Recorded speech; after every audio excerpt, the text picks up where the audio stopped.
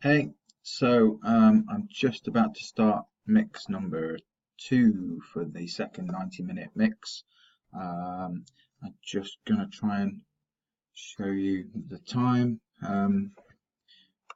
Hey Google, what is the time?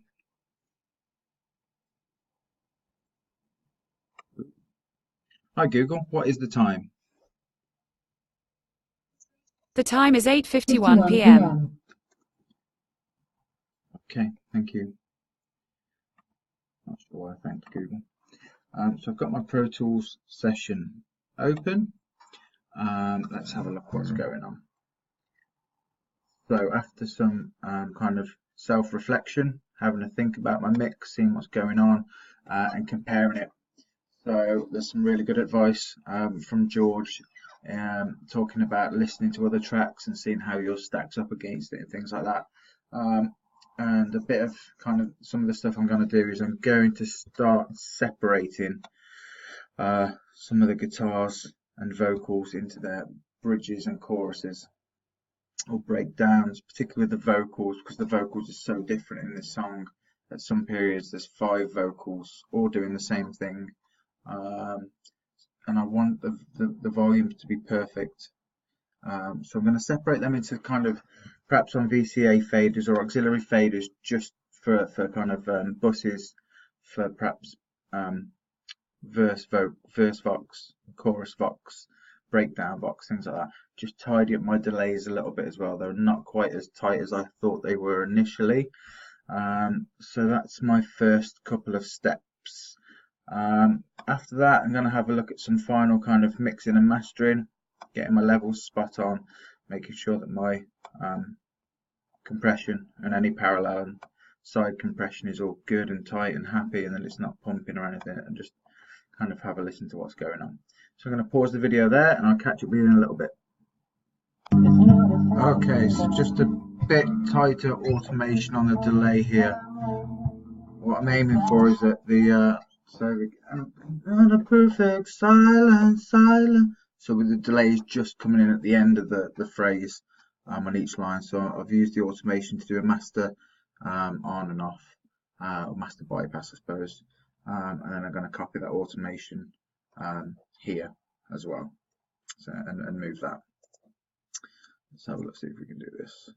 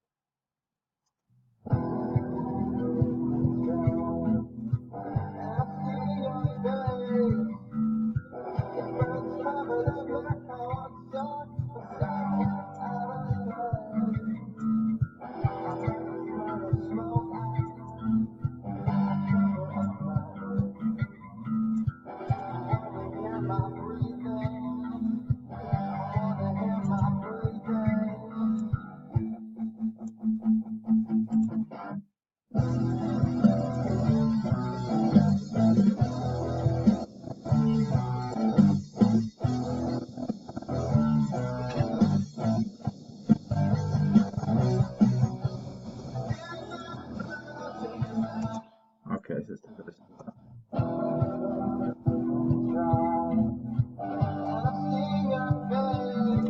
Okay, so these points aren't quite right, so move these back a little bit. Slide that back a tad.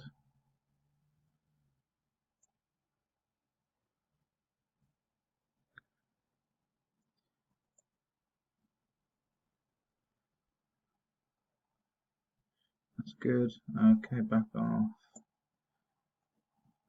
Back onto there.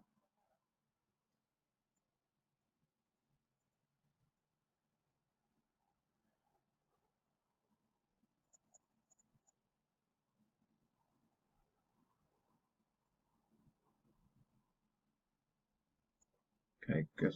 I like that. Happy with that. Okay. Hi and welcome back. So, drums, they're remaining untouched, other than some small, very small volume increases in the kick and snare in certain parts. Automation, I'm going mad at the minute with panning the intro left and right, so let's try and have a quick listen. You can just have a watch of my automation here. Everything is moving in different directions. I really want some space going on. When the fire burns out and my hands don't melt, shows a sense of space and time. We're all still young. Level out the silence. It's not as hard as it sounds. A picture perfect family. Your doubt is never around. Doubt is never around.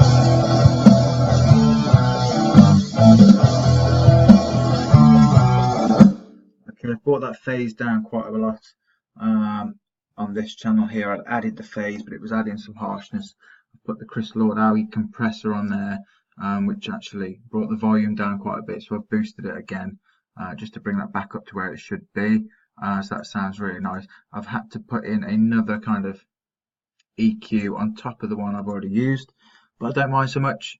So I've got this pass filter on here, a little bit of notch, and then some presence being added by that top end on that, and it just sounds nice. You'll notice that the EQs kind of, I've got one putting the top end on and one taming it a little bit.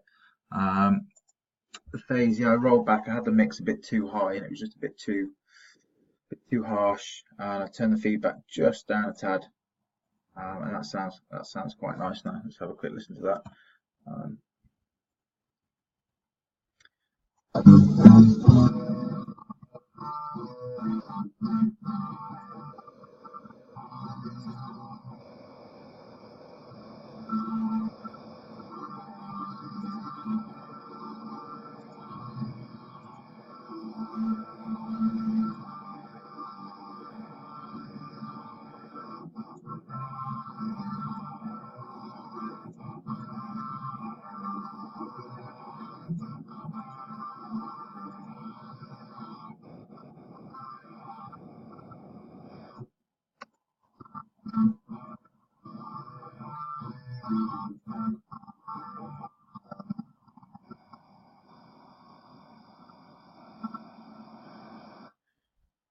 That's tightened it up quite a lot actually. So yeah, it just adds a little bit something. It's in your right ear. I'm not doing anything other than moving that pan. I'm gonna leave that fixed there. Just have a listen to it in context.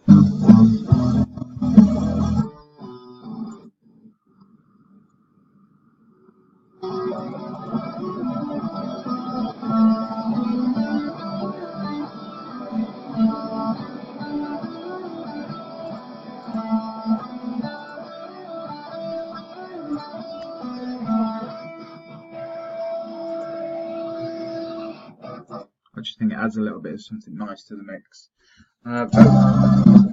So I've set up these little kind of buses for the intro guitars. So they're going into this intro guitars bus, and then all of these different guitars here are routed to the main output because they're only coming in little bits and pieces. So I'm going to control them individually.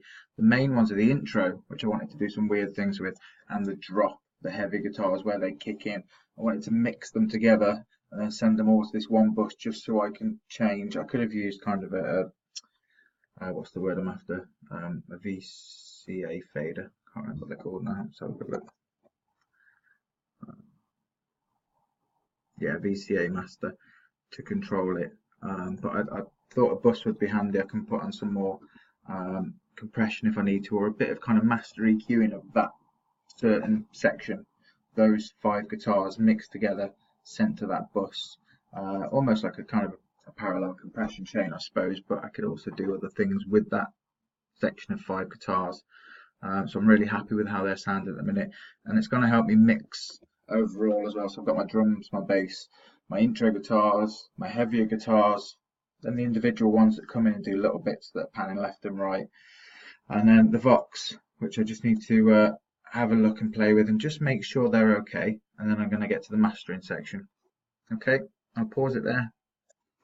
Hi, welcome back. So I'm an hour in now to my second session. It's 9:52, and I'm just going through all the vocals now and making sure they're okay. And I've got this this kind of creative EQ that I've put onto the left panned vocal.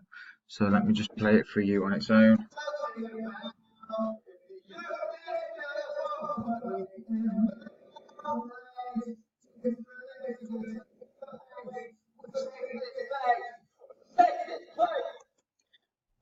Which sounds kind of, obviously very kind of middle and top, MIDI and toppy on its own, but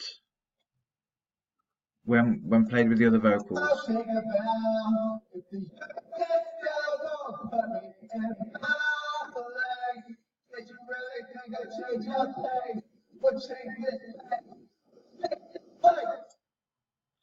boosted the bottom end on that just a little bit, just to counter the filter that I've got on there.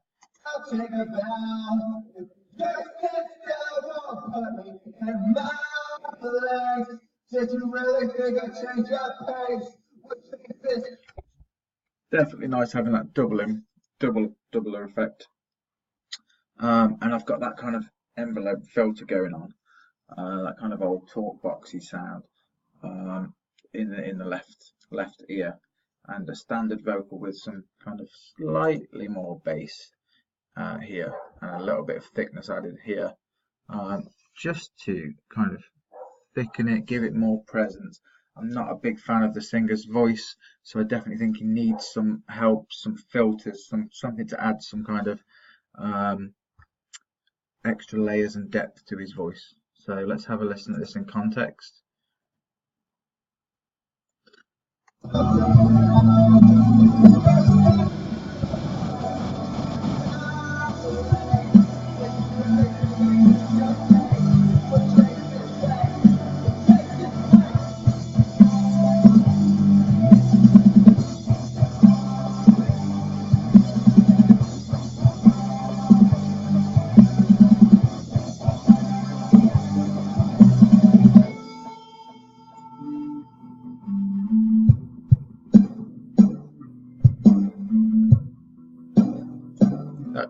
Drums sound fantastic. They sound really, really nice. Really impressed with those.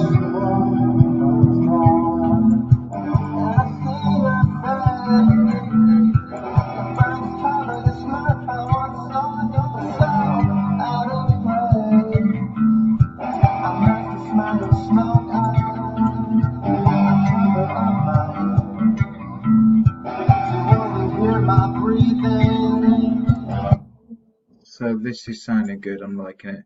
I think I'm going to stop there with 25 minutes to go and just have a listen to some mastering on the final kind of mix. Make sure it sits nice with another track, a reference track. So see you shortly. Okay, cool. So we're back. We finished. I've messed with all of the different inserts. Had a Chris Lord Algae compressor here, and I've changed that for this one. It's worked quite nice. It's this vintage mastering glue from Jack Joseph. I just boosted it just a tad, the entire track, just so it is quite loud and in your face at times. It's not peaking at all.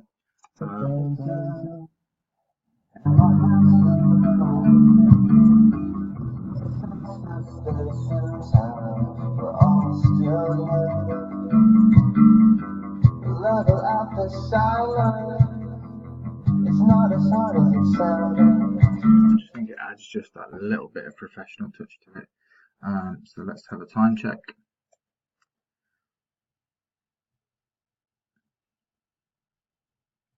What is the time? It's currently 10:17, which is exactly 1 hour and 27 minutes since I started this task. So let's go for the mix down.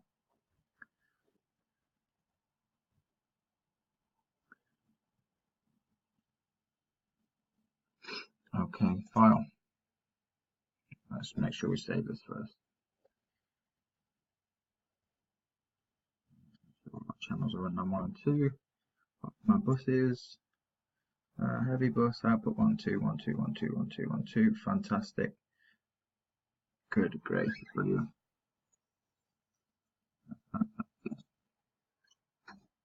And this is 180 Ben Armstrong.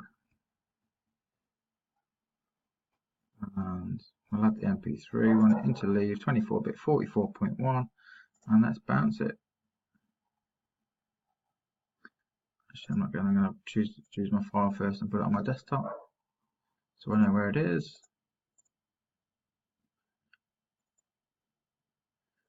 Fantastic. Cool. And that is it. Thank you very much. See ya.